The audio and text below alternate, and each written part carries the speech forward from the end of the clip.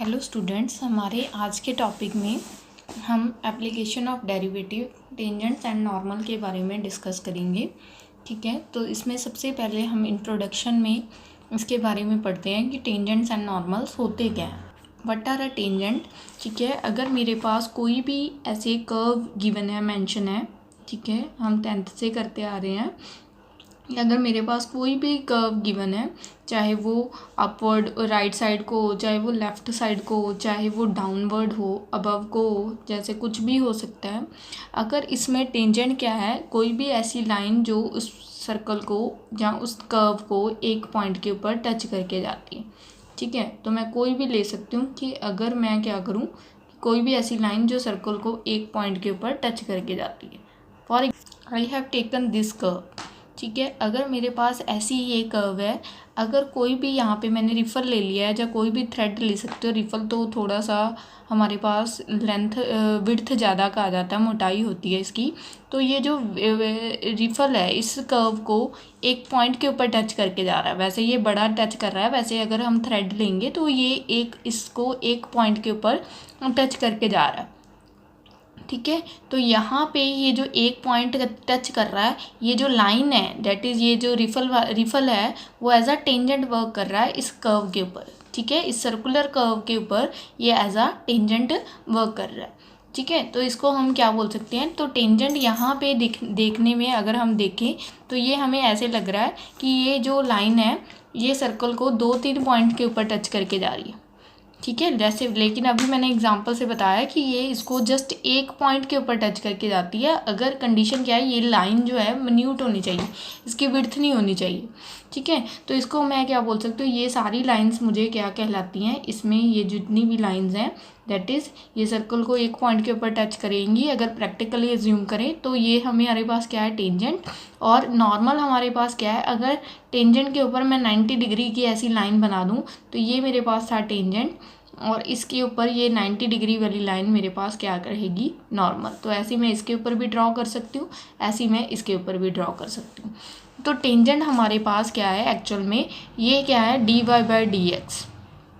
ठीक है, मतलब ये एक्चुअल में क्या होता है, जो हम करते आ रहे हैं कि dy/dx इज कॉल्ड स्लोप, कि वो कितना तिरछा है। ठीक है, उसको मेज़र करने के लिए यहाँ पे हमारे पास रूल था dy/dx, उससे हम स्लोप मेज़र करते थे। तो हम ये भी बोल सकते हैं उससे हम क्या मेज़र करते हैं, टेंजेंट। ठीक है, तो हमारे पास यहाँ पे स्लोप निकालने का एक तो ये फॉर्मूला होता था, एक हम करते आ रहे हैं y2 - y1 upon x2 - x1। ये भी हमें 2 पॉइंट फॉर्म में टेंजेंट फाइंड आउट करने का फॉर्मूला होता है। और 2 पॉइंट फॉर्म में हमारे पास इक्वेशन जो हम 10th से करते आ रहे हैं, इक्वेशन ऑफ टेंजेंट, वही हम यहाँ पे यूज़ करेंगे। इन +1 we have used it, that is y - y1। ठीक है, देन हमारे पास क्या होता है, slope, that is slope is denoted by symbol m। तो यहाँ पे हम क्या लिख सकते हैं, mx - x1। ठीक है, जहाँ फिर यहाँ पे मैं ये भी लिख सकती हूँ m की जगह के ऊपर, अगर तो 2 पॉइंट वाला फॉर्मूला लिखना है तो आप वो भी लिख सकते हो, अदरवाइज इसको ऐसे भी लिख सकते हो dy/dx x - x1। अगर 2 पॉइंट गिवन है तो इसको ऐसे भी लिख सकते हो y2 - y1 upon x2 - x1। ठीक है, तो ये 3 रूल हैं हमारे पास। ठीक है, 3 फॉर्मूलेज हैं, जहाँ 3 वेज हैं इसको रिप्रेजेंट करने के। तो m लिख के रिप्रेजेंट कर सकते हो, एक m की जगह पे dy/dx वाली स्लोप, अगर आपको dy/dx की फॉर्म में गिवन है, और अगर आपको 2 पॉइंट फॉर्म में गिवन है तो this is the way to calculate the equation of tangent. ठीक है, 2 पॉइंट फॉर्म में। अब हमारे पास नेक्स्ट आता है इक्वेशन ऑफ नॉर्मल कैसे पता लगेगी। तो यहाँ पे हम एक परपेंडिकुलर लाइन, क्योंकि ये लाइंस जो होती हैं tangent and normal are perpendicular to each other, मैंने अभी आपको डायग्राम पे दिखाया, these are at 90 degree perpendicular to each other. ठीक है, तो इसके लिए हम दोबारा से चेक कर लेते हैं कि यहाँ पे ये ऐसे था हमारे पास, these are at 90 degree from each other. तो 90 डिग्री के लिए हमारे पास ये फॉर्मूला होता था m2 = -1, m1 m2 = -1। अगर कोई भी 2 स्लोप्स हमारे पास 90 डिग्री होते थे तो ये फॉर्मूला होता था। अगर एक की स्लोप हमारे पास dy/dx है, मतलब टेंजेंट वाली स्लोप हमें पता है m2, तो हम उस यहाँ से फाइंड आउट कर सकते हैं कि m2 का फॉर्मूला क्या होगा, -1 dy/dx। तो इसकी स्लोप ऐसे फाइंड आउट हो सकती है। ठीक है, मतलब स्लोप ऑफ नॉर्मल, ठीक है, ये मैं ये लिख सकती हूँ कि स्लोप ऑफ नॉर्मल जो होती है वो टेंजेंट वाली स्लोप का इन्वर्स है, माइनस लगाना है आपने, -1/dy/dx।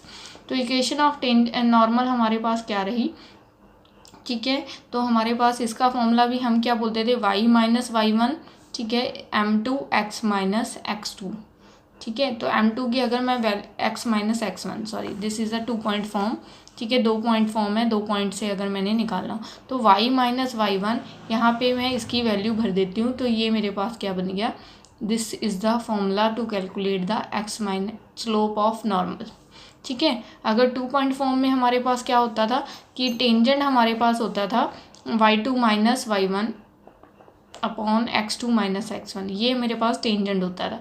तो इसमें हमने इसको यहाँ पे भर देते हैं, यहाँ इसकी जगह पे, तो ये क्या बन जाएगा, -1 upon y2 - y1 upon x2 - x1। तो ये भी बोल सकते हैं कि ये क्या है मेरे पास, x2 - x1 upon y2 - y1, ठीक है। ये टर्म को मैं रिवर्स करके ऊपर ले जाती हूँ, तो मेरे पास थर्ड फॉर्मूला क्या हो गया कि इसकी जगह पे मैं ये वैल्यू भी भर सकती हूँ जो मैंने यहाँ से कैलकुलेट की है, ठीक है, that is x2 - x1 upon y2 - y1 x - x1। This is the third formula to calculate the equation of normal. These are 3 formulas, ठीक है, जिसमें हम equation of normal find out करते हैं। नाउ हमारे पास नेक्स्ट क्या आता है कि अगर मेरे पास इक्वेशन ऑफ नॉर्मल हो, अगर कोई भी line parallel to X axis हो या पैरेलल टू वाई एक्सिस हो, तो इक्वेशन ऑफ नॉर्मल या टेंजेंट जो है वो चेंज हो जाती है, ठीक है। If line is parallel to, मेरे पास क्या है, X axis, parallel to X axis, ठीक है। तो हमारे पास एक्स एक्सिस के पैरेलल जो लाइन होती है, मान लो कि ये एक्स एक्सिस है, तो ऐसी वैल्यू आएगी, वाई की वहाँ पे फिक्स वैल्यू होती है, वाई = 1, वाई = 2, वाई = 5, वाई भी = 100। तो ऐसे केस में वाई की वैल्यू क्या होती है, कांस्टेंट होती है, ठीक है। तो यहाँ पे हमारे पास अगर वही लाइन क्या है, if line is parallel to Y axis, तो उल्टा कर देंगे, ठीक है। तो इस केस में हमारे पास क्या होगा, पैरेलल टू वाई एक्सिस, तो यहाँ पे हमारे पास x की वैल्यू क्या रह जाएगी, कांस्टेंट, ठीक है। कैसे कि हमारे पास अगर ऐसे कोई लाइन है, तो अगर वो पैरेलल टू y एक्सिस है, तो वहाँ पे x की वैल्यू फिक्स हो जाएगी, ठीक है, समथिंग a लाइक, ठीक है कि, और यहाँ पे जो x की वैल्यूज़ हैं, ठीक है, मतलब इस केस में हमारे पास जो यहाँ पे y की वैल्यूज़ है वो क्या है, यहाँ पे हम चेंज कर सकते हैं 1 2 3 4, इस लाइन्स के ऊपर y की वैल्यू बदल सकती है, लेकिन x की वैल्यू नीचे क्या है, फिक्स कर दी हुई है, ठीक है। नाउ कैसे,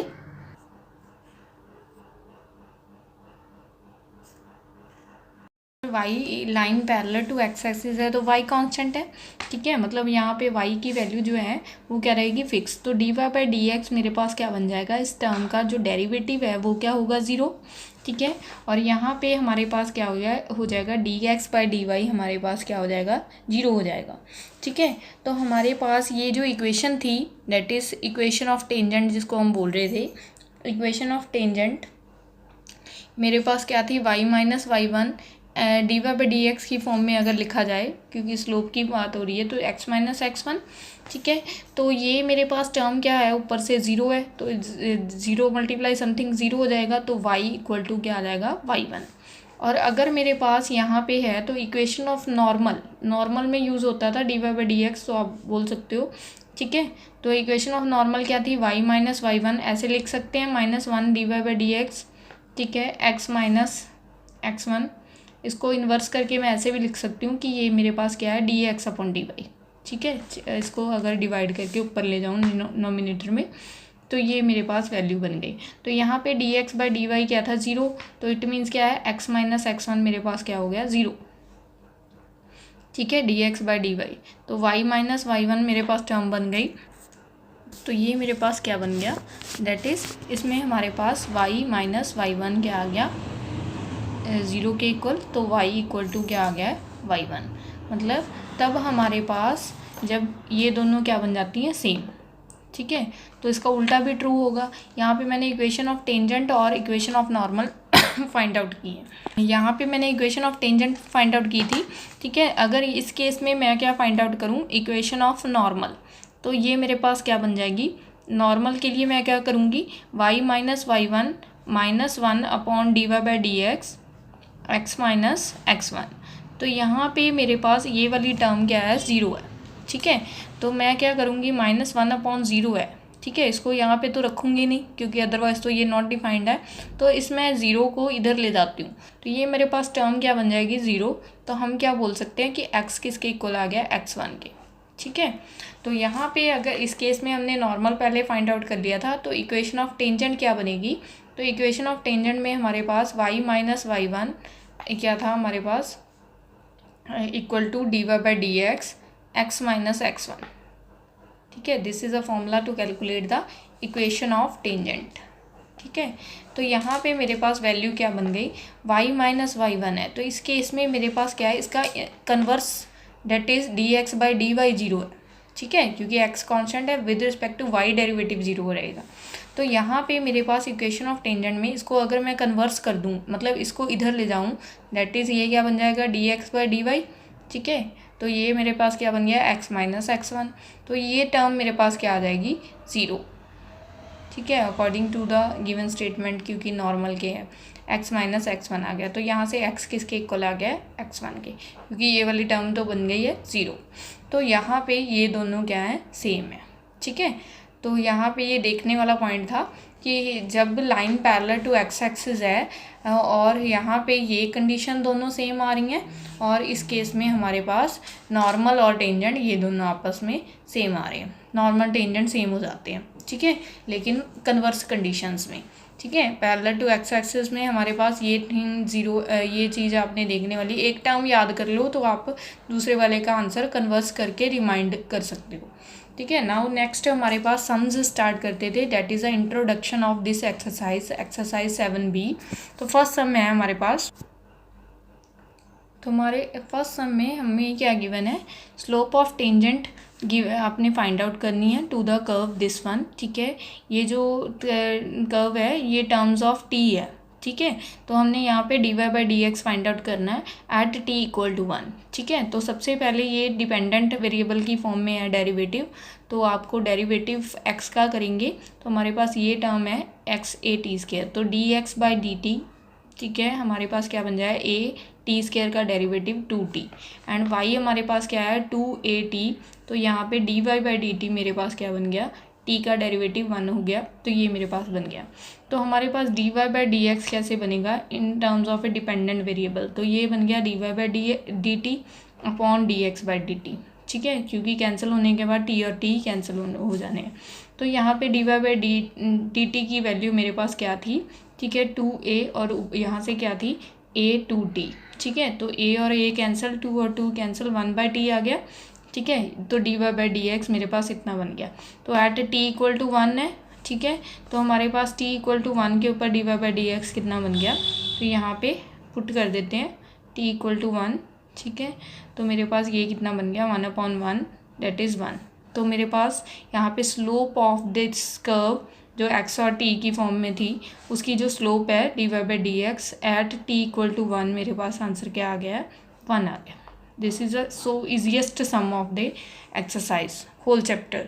ठीक है, टेंजेंट हमने जस्ट क्या किया है, लास्ट एक्सरसाइज से उठा के dy/dx सिंपली किया है और उस पॉइंट को फिल किया है जिस पॉइंट के ऊपर टेंजेंट फाइंड आउट करना है। नाउ नेक्स्ट सम है सेकंड सम। नाउ इसी सम का बी पार्ट है, हमारे पास y हमें गिवन है और हमें क्या फाइंड आउट करने के लिए बोला है कि slope of tangent find out करो जब हमारे पास x कोऑर्डिनेट 2 है। तो स्लोप ऑफ टेंजेंट हमारे पास क्या हो गया, dy/ds सिंपली फाइंड आउट किया, इसका डेरिवेटिव 6x माइनस 4, और हमने कब पता फाइंड आउट करना है, जब हमारी x की वैल्यू क्या है, 2। तो मैंने यहाँ पे 2 भर देना, 6 × 2 - 4 that is 12 - 4 that is 8। This is the derivative, the slope of that equation जो गिवन थी at the point 2। Now second sum is, next sum की स्टेटमेंट में टेंजेंट हमें गिवन है y equal to x² - 5x + 6 at the points हमें tangent prove करने हैं कि इन दोनों के जो टेंजेंट्स हैं दिस और दिस पॉइंट के ऊपर ये राइट एंगल है। राइट एंगल प्रूव करने के लिए हमारे पास क्या कंडीशन होती है कि m1 m2 इक्वल टू -1, ये हमने प्रूव करना। ठीक है, कि इन दोनों की स्लोप्स जो हैं वो क्या आ जाती है, उन दोनों का प्रोडक्ट -1 आता है। तो मेरे पास y इक्वेशन क्या है, द इक्वेशन ऑफ कर्व मेरे पास क्या है, that is y equal to X square minus 5x plus 6।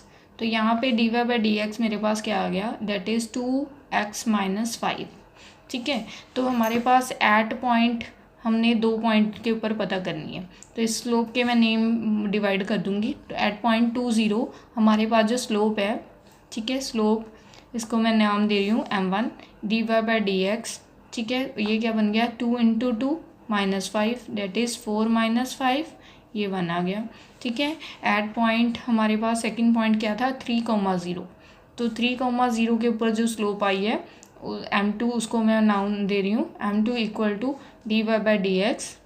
ठीक है, तो यहाँ पे 2 into 3 minus 5 that is 6 minus 5 equal to 1 आ गया। ठीक है, अब हमने क्या प्रूव करना है कि m1 m2 इक्वल टू 1 है। ठीक है, नाउ हम इन दोनों का प्रोडक्ट ले लेते हैं m1 m2, ये क्या आ गया, -1 इंटू 1। ठीक है, इक्वल टू -1। सो आ गया प्रोडक्ट इक्वल टू -1 आ गया। ठीक है, यही कंडीशन होती है परपेंडिकुलर की। Therefore these curves are perpendicular to, sorry, these tangent to the given curves are given curve. ठीक है, टेंजेंट जो हमारे फाइंड आउट किए हैं, ठीक है, कौन से वाले, एट 2 0 एंड 3 0 के ऊपर। ठीक है, एंड 3 0 के ऊपर are perpendicular to each other. Given curve के ऊपर ये टेंजेंट जो है वो परपेंडिकुलर है। थर्ड सम में है हमारे पास, तो यहाँ पे हमारे पास स्टेटमेंट है, find the point on the curve at which y equal to X minus 2। Find a point, जो हमारे पास दोबारा से रीड कर रही हूँ कि y equal to X minus 2 square at which tangent is parallel to the कोड ज्वाइनिंग द पॉइंट। ठीक है, मतलब टेंजेंट जो है पैरेलल है। पैरेलल की कंडीशन क्या है, m1 इक्वल टू m2 होती है। ठीक है, दोनों की स्लोप्स जो होती हैं, अगर वो पैरेलल है तो उस केस में स्लोप्स क्या आ जाएगी, जितनी वो तिरछी है उतनी वो तिरछी है, मतलब दोनों की स्लोप्स क्या आ जाएंगी, जितनी वो टिल्ट है उतनी वो टिल्ट है, तो स्लोप्स हमारी इक्वल आ जाएंगी। ठीक है, तो हमारे पास स्लोप क्या हो जाती है, ठीक है, जहाँ कोड ज्वाइनिंग द पॉइंट। ठीक है, ये हमारे पास क्या हो जाएगी, नाउ हमारे पास स्लोप पता कर लेते हैं। Now the slope of line, ठीक है, 2 पॉइंट फॉर्म वाली इक्वेशन लगेगी यहाँ पे, ज्वाइनिंग द पॉइंट्स जो आपको स्टार्टिंग में बताई थी हमने, 2 0 एंड 4 4। ठीक है, now this one is a 4 4। तो हमारे पास उसकी लाइन क्या थी, y2 minus y1 upon x2 minus x1। 2 point form में ये हमारे पास फॉर्मूला होता है, y2 माइनस y1 मतलब 4 minus 0 upon 4 minus 2 that is 4 upon 2। ये हमारे पास क्या बन गया, 2। ठीक है, तो ना इक्वेशन ऑफ कर्व के अकॉर्डिंग स्लोप क्या है, द इक्वेशन ऑफ कर्व हमारे पास क्या है, y equal to X minus 2 square. तो यहाँ पे मैंने सॉल्व किया dy by D X equal to 2, power आगे आ गई, पावर में से कम हो गया, और derivative of this term that is 1। तो ये मेरे पास बन गया 2x minus 2, this one is a derivative. और अकॉर्डिंग टू क्वेश्चन क्या है, दोनों की स्लोप्स क्या है, पैरेलल। ठीक है, तो it means dy by D x मेरे पास क्या आ जाएगा, 2 के इक्वल आ जाएगा। ठीक है, अगर ये दोनों पैरेलल है, m1 इक्वल टू m2 होता है। ठीक है, अगर इस स्लोप को मैं m1 लिख रही हूँ, इसको मैं m2 लिख रही हूँ, तो ये दोनों इक्वल आएंगे। तो यहाँ पे 2x माइनस 2 किसके इक्वल आ गया, 2 के, 2 और 2 कैंसिल आउट, x माइनस 2 1 के इक्वल आ गया। तो यहाँ से मेरे पास x कितना आ गया, दैट इज़ 3। ठीक है, और अगर इसके अकॉर्डिंग मैंने y निकालना है, तो हमारे पास नाउ y हमारे पास क्या बन जाएगा, इक्वेशन में भर देना है, जो हमारे पास इक्वेशन थी ये वाली।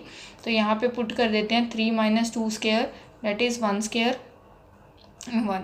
तो उसने फाइंड आउट करने के लिए बोला था कि पॉइंट फाइंड आउट करो, देयरफॉर पॉइंट इज़ 3,1। ठीक है, क्या बोला था उसने, find a point on the curve. हमने पॉइंट आउट, वो पॉइंट पता करना है जिसके ऊपर ये जो कर्व है, ठीक है, और ये टेंजेंट आपस में क्या आ जाए, इन दोनों के ये क्या आ जाए, पैरेलल आ जाए। ठीक है, मतलब अगर ये कर्व ऐसे जा रही है मान लो, ठीक है, और ये जो टेंजेंट थी, ठीक है, इसका टेंजेंट कैसे आएगा, ये, ठीक है, कर्व का टेंजेंट, और ये वाले का, इस लाइन का टेंजेंट, ये लाइन मान लो इसका टेंजेंट, ये दोनों आपस में क्या आ जाते हैं, पैरेलल आ जाते हैं। ठीक है, मतलब m1 इक्वल टू m2 आ जाए। ठीक है, कर्व का टेंजेंट और लाइन का टेंजेंट आपस में पैरेलल आ जाए, तो उसके ऊपर वो हमने कंडीशन फाइंड आउट करनी थी। तो वो पॉइंट हमारे पास क्या है, 3,1। ठीक है, तो इसके साथ ही हमारे पास ये सम कंप्लीट हो गया।